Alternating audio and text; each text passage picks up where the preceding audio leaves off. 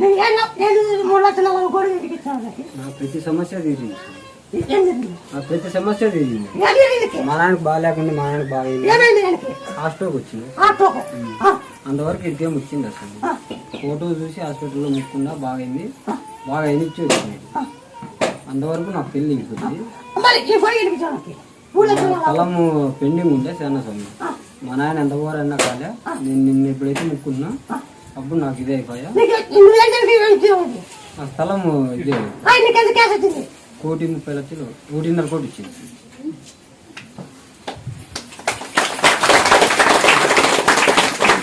వాడు చెల్లు వాడికి పోయి పడద్దు.